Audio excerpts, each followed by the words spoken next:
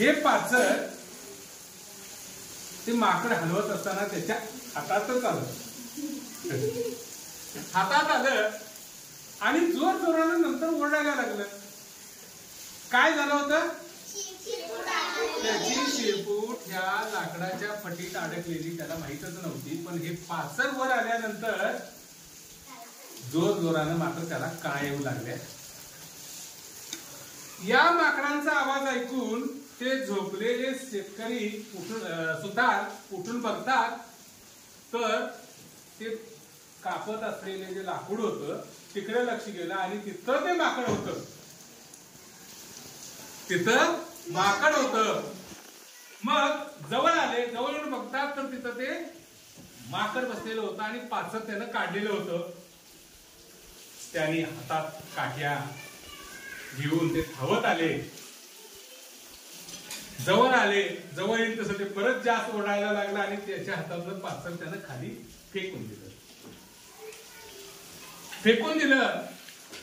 या सुतारांनी या माकडाला दिले फटके, फटके दिले. तोपर्यंत मग लक्षात आलं की काय शेपूट निघेना.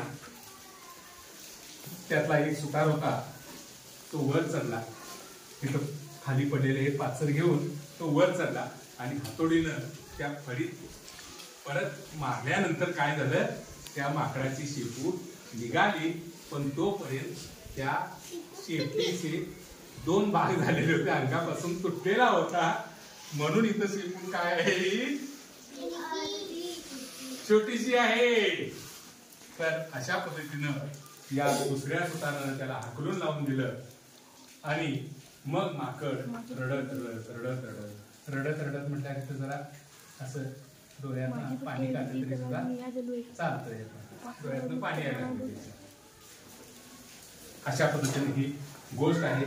आता तुम्ही ह्या गोष्टीला नाव द्यायचं आहे. ही गोष्ट कशी काय आहे बाबा, आणि या गोष्टीतून आपण काय शिकायचं, या गोष्टीतून आपण काय शिकायचं हे एक वाक्यात इथं तुम्हाला लिहावं लागणार आहे. आता मस्तपैकी ही चित्र काढा वेगवेगळ्या कागदावर. नंतर ती कागद क्रमानुसार एकाच्या खाली एक जोडा. काय करूया, इथं माणसाचं झाड काढूया का?